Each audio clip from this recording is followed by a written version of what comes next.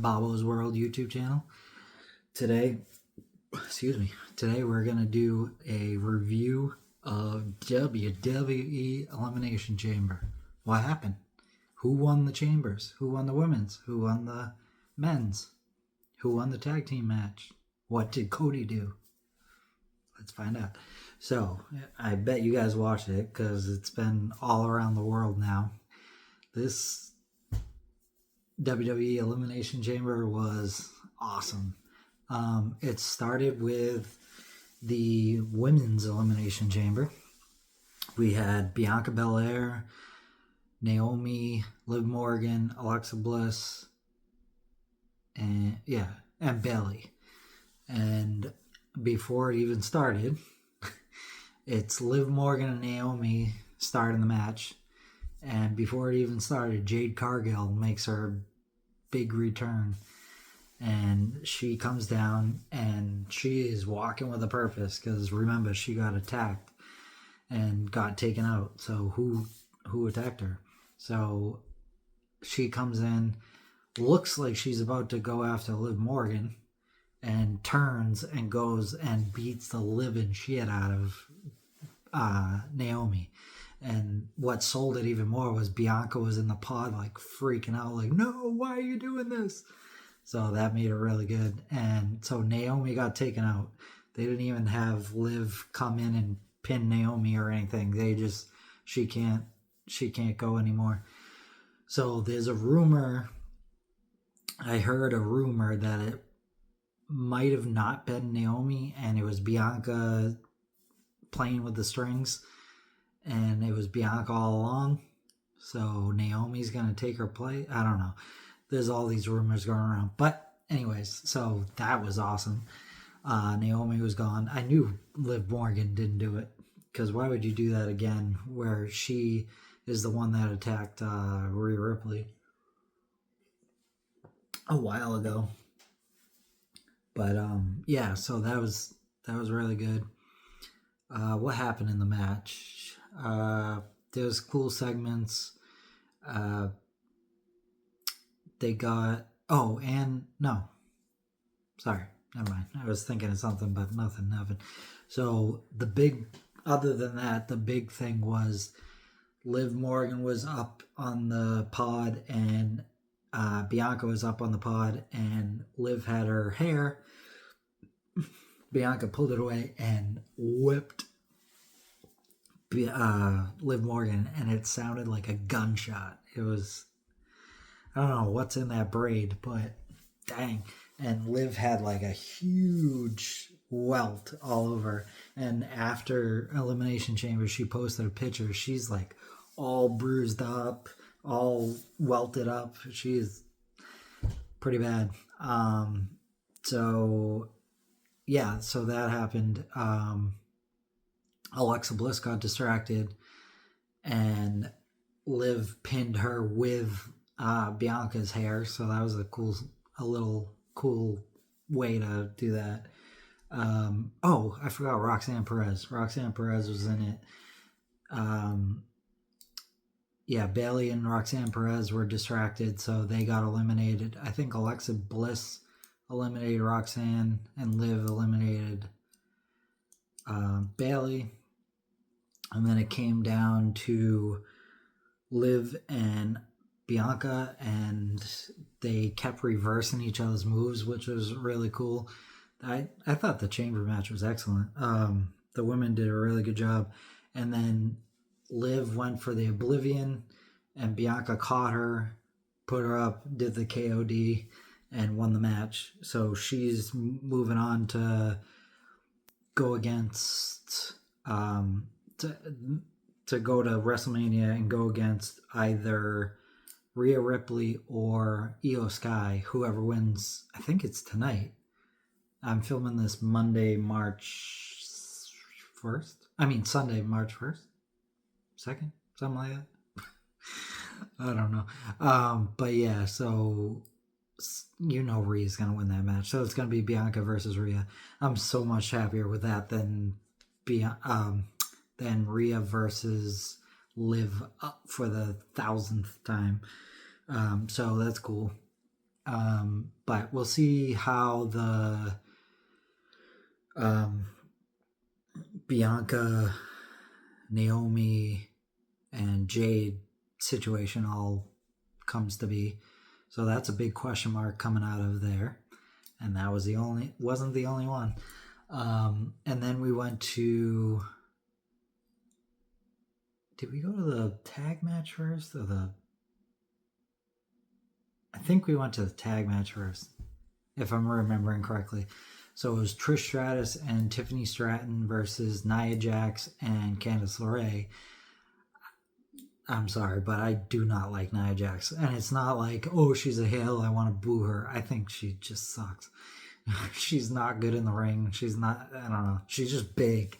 So that's why she's dominant, whatever. Candice LeRae, on the other hand, can go. And she has been able to go for like 20 years now. So they should give her a push, in my opinion. But she was just the fodder in this match. Trish still looks good. She came about in my adolescence, so I really always liked her. And Tiffany Stratton, she's a good wrestler, don't get me wrong, but they always compare her and Mariah May from AEW, and I'd much rather Mariah May. She's way prettier, way better in the ring. But Tiffy's good. I mean, she's very athletic. She's that prettiest moonsault ever. It's really good that she took from Christopher Daniels. But yeah, if you know, you know. But Trish did a Stratusfaction from the top rope, and then Tiffy did the prettiest moonsault ever and won, which was the smart idea. I mean, why would you have your champ lose going into WrestleMania against Charlotte? Oops, sorry. What? My bad. See if I can edit that out. If not, whatever. Yeah, so Tiffany Stratton won. Tiffany and Trish won. Trish, I mean, it's cool that giving Tiffany the rub with Trish to make her a bigger star. So that's cool. Nia, I hope, just goes away. Candice, I hope, does big things, but I have a feeling they're not going to have her do that because she's tiny. But Liv and Alexa are tiny too, and they did big things. So I don't know. We'll see. But yeah, I really want Tiffy to beat Charlotte, though. I don't want Charlotte coming back and just getting the title again right away. But I'll get into that when I do my WrestleMania predictions. So yeah, it was a good match, though. I'll hand it to them. Yeah, two great women's matches. So, the Chamber, I would give 4 out of 5. Let's do out of 10. I'll do 8 out of 10. And then that tag match, I'll give 6 out of 10. It was good, but it wasn't the greatest. And then we went into this PLE was nuts. Then we went into Kevin Owens versus Sami Zayn, and it was unsanctioned. So it was nuts. They hockey fought. They went through tables. They got chairs. He did a big, what is it called? Falcon Arrow through a table. They did a suplex through chairs. Then they got out the barbed wire chair, wrapped chair, and Kevin Owens hit his mouth on it, which, I mean, no, not his mouth, his eye, which it was like here. So it was like inches away from blinding him. So that was kind of wild. And then he set up the chairs like this and then put the barbed wire chair flat on top and Blue Thunder bombed him onto that, which was nuts. And then it went even more crazy when, the story going in, Kevin Owens package pile drove Sami Zayn, so his neck was messed up. So they put the chair over Sami's head and hit him right into the ring post a couple times, and then pop-up powerbombed him onto the side of the ring a couple times. Throwback to when he first turned heel on Sami back in NXT. So that was a cool throwback. So, and then what made it even cooler was they had like the security and stuff come down to try to stop it because it was getting too much, and they were afraid for Sami and Kevin's health, and they didn't stop it. They took out the security, they took out the guys. So it ended with the pop-up powerbomb on the apron, and then Kevin Owens won. And of course, Kevin Owens wasn't done. And he beat up Sami some more. And then he went to, you know how they have the pads on the outside? He exposed the concrete floor of the arena and was gonna package pile drive Sami onto that and basically end his career. And Randy Orton's music hit, and he came back, and he took out Kevin Owens. So I don't know where they're going with this. Maybe it's a triple threat. Sami, Kevin, and Randy for WrestleMania. Maybe it's just Randy and Kevin for WrestleMania. And it'll be Sami versus Karrion Kross. I don't know.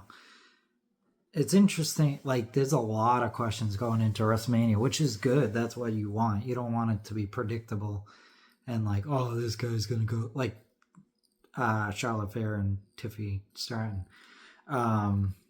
But yeah, that match was awesome.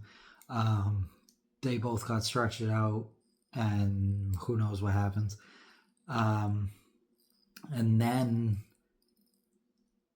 I thought it was going to be the Rock and Cody's segment and then the men's chamber, but no, they did the men's chamber, and I was crapping on it. I was like, oh, this is stupid. They should have done the men's chamber last. Boy, was I wrong.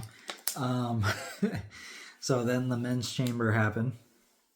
It was, let's see, Logan Paul, John Cena, CM Punk, Damian Priest, Drew McIntyre, and Seth Rollins. Seth and Drew started out, and then Logan came in, and then Damian came in. Yeah. And then Cena, and then Punk. And obviously Seth and Drew really wanted to go at Punk. Luckily, so they got Drew out before Punk came in. Damian Priest beat him. So I think that's the direction they're going. It's going to be Priest versus Drew, because Priest also eliminated him from the Royal Rumble.